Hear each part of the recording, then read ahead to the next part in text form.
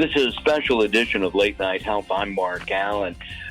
November is National Family Caregivers Month. I've been a caregiver, and it is not an easy job, but it is a job that we do with love. The Parkinson's Foundation is recognizing the millions of Americans caring for loved ones living with chronic conditions just like Parkinson's disease. With us today are two experts, John Lehr, the president and CEO of the Parkinson's Foundation, Marie Head, who's a partner and primary caregiver for her husband living with Parkinson's for the past decade. Welcome, John and Marie. Thank you very much for having us. Thank you.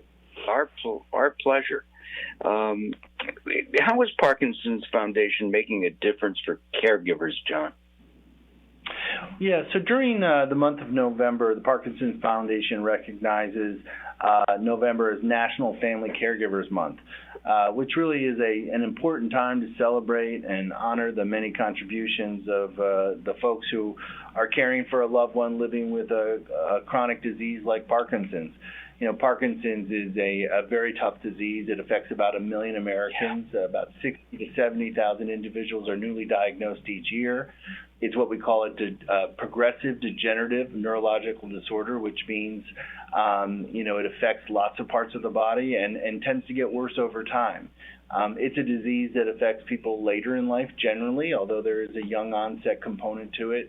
It sort of captures or sneaks up on people when they're starting to think about retirement or the end of their career, sometimes sooner than that. And it makes a lot of demands on both the person living with the disease, but also on the care partner. So during this month, we celebrate the folks who are in a care partner role. We also highlight resources that are available to them so that they can be in the position to take care of their loved one as best as possible.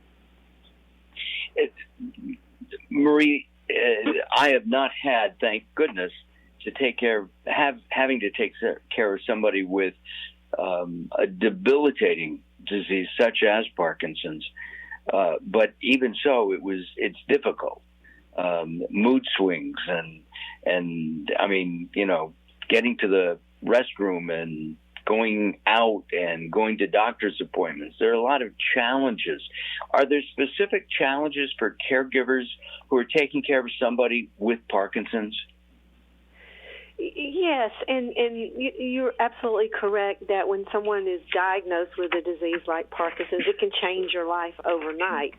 You sort of have to grow into it, educate yourself, and learn about the disease so that you can be a good care partner.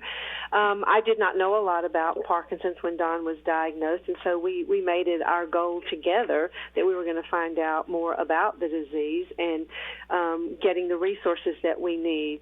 So one of the most difficult things for me was learning how to take care of myself. Because I feel like if I'm not taking care of myself, then I can't take care of him, right? So one of the focuses of the challenges there is learning to be a self-caregiver and taking advantages of opportunities where I can take care of myself. So learning that has been a challenge, and also learning about the disease, but building a support group around myself helps a lot. And then Dawn and I, you can have caregiver burnout from some of this too. I'm fortunate that I don't have to help him physically so much right now. We look to the future sometimes and think about what that might look like, and we talk about it. But the emotional support that he needs, and also on the days when he's not feeling good, I need to be there for him. So sometimes those can create challenges within themselves. So you have to love yourself before you can share that love with your partner, your whoever it is that you're taking care of. That's correct. Learn to take care of yourself. One of the stories that I've shared along the way is that I learned at a certain time. Okay, why am I not feeling as good as I was feeling? And that was I wasn't doing my exercise. I wasn't doing my activity the way I had done because I was taking Don to his appointments and doing things for him. And so we talked about it, and we learned how can we work around this, because Marie needs to also get what she needs. And the communication has been, you help me and I'll help you with my husband. That is terrific. That really is. John, tell us more about the Parkinson's Foundation and how you're helping caregivers right now. Yeah, so, the foundation really prides itself on being the trusted source for people living with the disease or anybody affected by the disease. We provide, dedicated resources on our website, which is parkinson.org, and then very specifically for caregivers at parkinson.org/caregivers month. If you go to that part of our website, what you'll see is lots of resources that help people who are already a caregiver or new to being a caregiver, including a course that people can take for free at their own leisure, a guidebook titled Caring and Coping, which provides, lots of information about what it means to be a caregiver. And, to Marie's point about taking care of yourself first, not only should you take care of yourself first, because then you're going to be better to your partner, but you shouldn't feel guilty about it, right? I mean, I think that's the point we're trying to make here too, is you need to take time for yourself.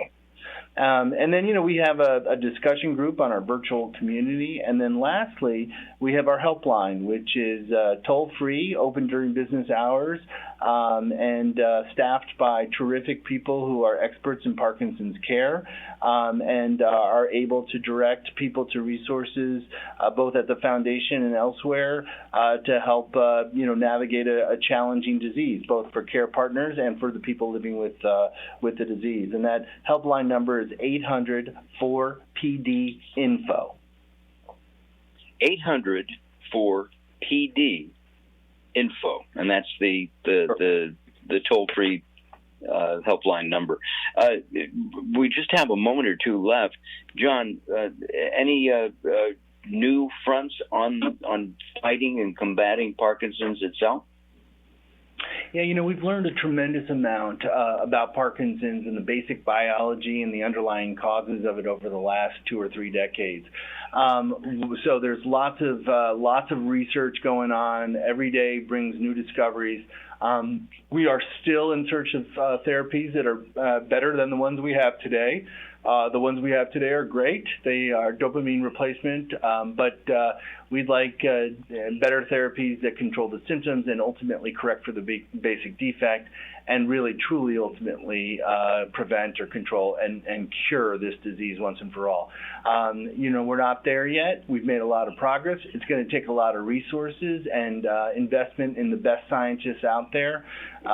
Parkinson's Foundation is very much at the forefront of that, investing in great scientists and investing in great healthcare providers, and then doing what we're doing through Caregivers Month, which is providing really important educational materials for people. And if you want information, go to parkinsons.org/caregivers month. That's parkinsons.org/caregivers month. And if you want some help during business hours from the East Coast, I would assume the number is 800-4PD-INFO. That's 800-4PD-INFO. Did I get that right? You did. You got it right. Thank you very much. Hey, Marie, thank you very much. Give Don our best. And John, thank you, and Marie, for spending some time with us here at Late Night Health. Late Night Health continues.